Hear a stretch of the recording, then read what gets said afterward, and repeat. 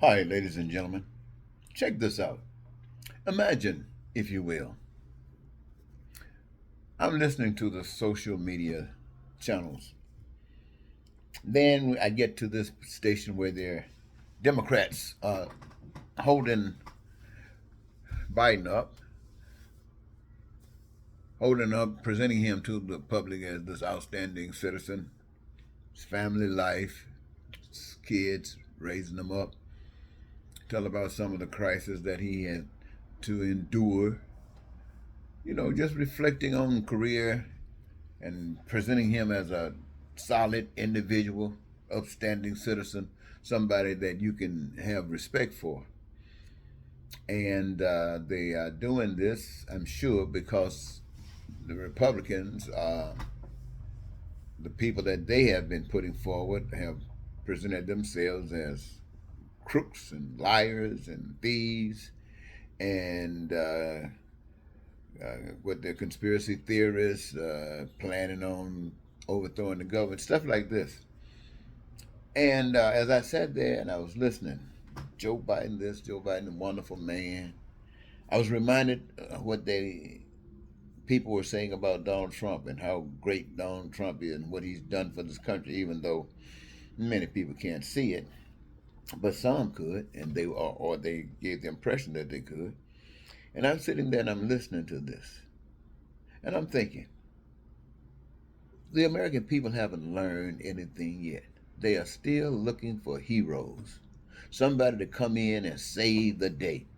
They even got the earth being messed up until Jesus come back and save the day. Come down and fix it and save the day, which doesn't make any sense because in that same scripture they talk about he's not coming back unless the church is without a spot or wrinkle. I mean, they've already got this thing fixed. But And I can't understand, out of all the heroes you've expected to come through, none of them have been sufficient. And the reason, ladies and gentlemen, is because you got the thing backwards. You are trying to say that Joe Biden is a good, upstanding man. He got a plan. Democrats got a plan. Well, your plan is flawed, just like the Republicans' plan is flawed. Let me say to you, ladies and gentlemen, out of all of the things you're doing, the power and the responsibility for living on this earth as in heaven or in hell is you. It's not your leaders, it's you. Your leaders represent you. And as you are, so will your leaders be. And by that, they can influence you once they know who you really are, and they are the same kinds. So, what you need to know is that you've been led down a path where everywhere you've gone, it's been a deceptive path, it's been an exploitation, and it has never been the path that will work for all of you. See, the true path was designed to work for every human being on earth. Now, we know we got racists and we got bigots and we got haters, we got all of that. But that doesn't represent God. God is none of that. So you got people who feel that some people are more important than other people. That's not God. That's an evil spirit in some man. You got some people who feel that they have the power and the right to rule. That's not God. God, there's one ruler, and that is God. And God rules by the Spirit. And people allow the Spirit of God to live within them and thereby express what that God of Spirit in them is about through their actions, beginning with their careers, the one that gives them their greatest joy, that allows them to participate in the process. So, ladies and gentlemen of this country and of the world, your job is to make sure that, say, in this democracy, where you might have delegates who are supposed to go to and know what you want and represent you as they prepare for the primaries, they got to know exactly what you want. And what is that you want? What you want got to be the best thing that there can be. It has to work for every citizen.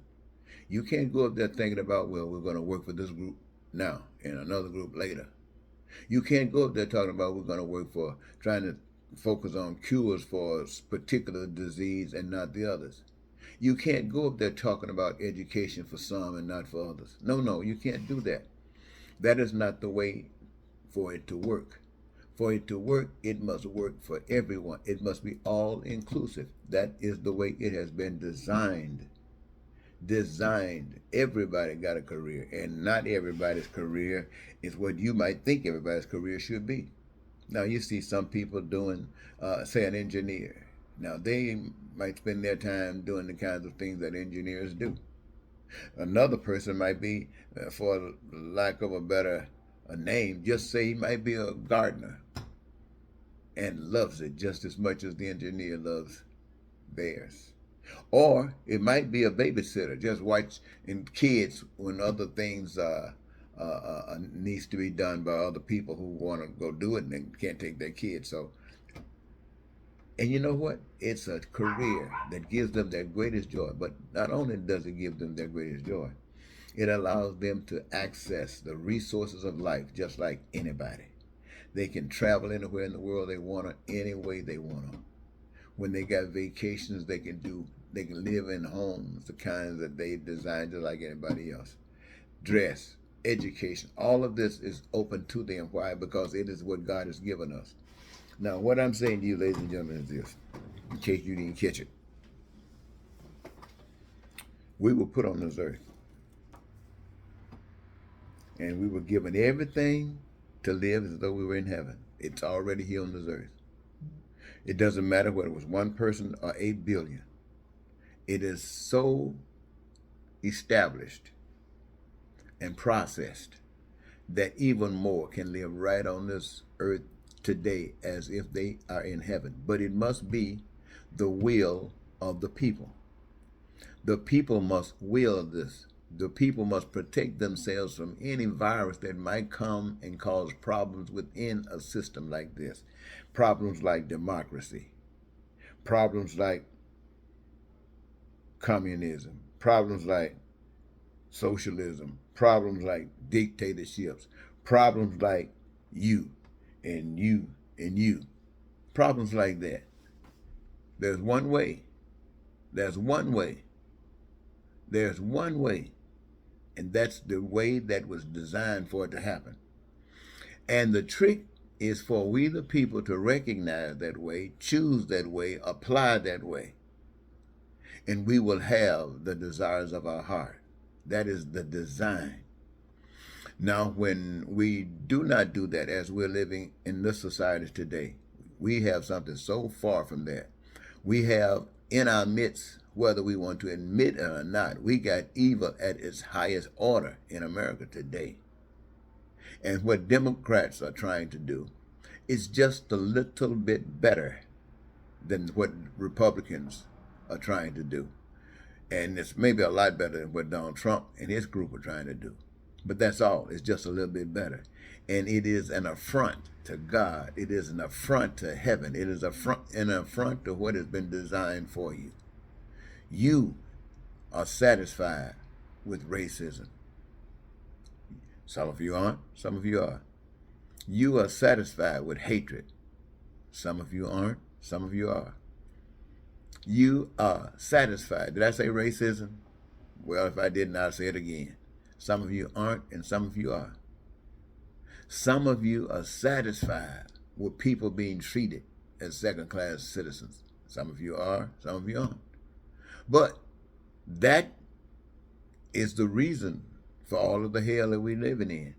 And so what is required to happen, my friends, is a special group of people to stand up and become the salt of the earth. Stand up, become the love letter, become the light of the world by standing up, representing, putting your life on the line. In other words, this has come to almost a real war between good and evil. Evil will kill the truth of life. This world is requiring someone or many of us to stand up as the truth of life. Stand up so evil can expose itself. The evil that took Emmett Till out.